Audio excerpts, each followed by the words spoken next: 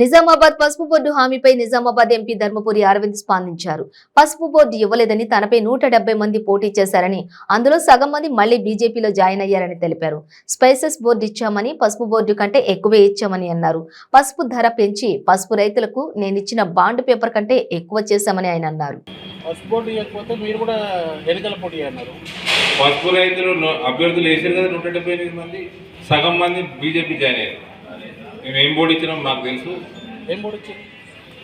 Spices board ఇచ్చినాం, పసుపు board కంటే పెద్దది ఇచ్చినాము, దానికి అదనంగా స్కీమ్లు ఇచ్చినాము, ఇంపోర్ట్లు తగ్గించినాము, ఎక్స్పోర్ట్లు పెంచినాము, పసుపు రేటు పెంచినాము, ఇంకా పైసలు ఇస్తాము. మాకు ప్రపోజల్ పంపించండి ఎంఐఎస్ పథకం కింద, ఎంఐఎస్ పథకం కింద అని పార్లమెంట్లో చెప్పినాము. ఎంఐఎస్ పథకం వాడి రైతులందరికీ మంచి రేట్లు వస్తాయని ఈ టీఆర్ఎస్ పార్టీ మేనిఫెస్టోలో ఉన్నది. పోయి చదువుకో. స్కామ్ అయింది తెలిస్తే అక్కడ ఇన్వెస్టిగేషన్ జరిగితే ఇగో ఇక్కడ మహిళ పోయి అక్కడ ఏలింది పెట్టింది. ఈమెకి ఏం పని ఢిల్లీలో లిక్కర్తో? ఈమెకి ఏం పని అండి? మళ్ళీ ఈడీ దాడి చేసినట్టు ఈమె ఢిల్లీ ప్రజల మీద ఈమె దాడి చేసింది. ఆడ వేల కోట్ల రూపాయలు అక్కడికి ఢిల్లీ ప్రజల సొమ్ము కూడా తిన్నది. తెలంగాణ తినడం సరిపోలే, ఢిల్లీ కూడా తిన్నది. మళ్ళీ ఈడీ దాడి అని అడుగుతుంది. ఉల్టా ఈమె దాడి చేస్తున్నది. జనరల్గా వాళ్ళు మాట్లాడింది అరే నువ్వు అంటలేవు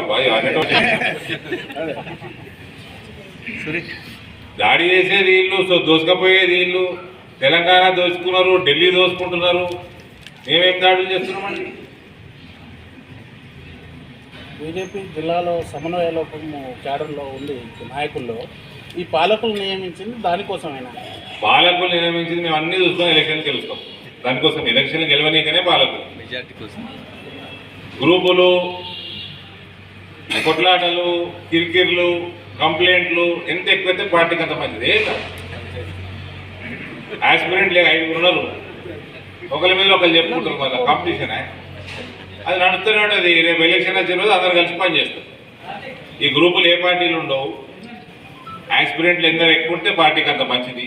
అన్ని పార్టీలు బీజేపీ కూడా కాంపిటేటివ్ పార్టీ. ప్రజలు ఎక్కువ బీజేపీకి ఆదరణ వస్తున్నది కాబట్టి కాంపిటీషన్ జరుగుతున్నది. రేపు కాంగ్రెస్ టికెట్ అడిగేటోడు ఉండడు. అట్లా కావాలన్నా నీకు?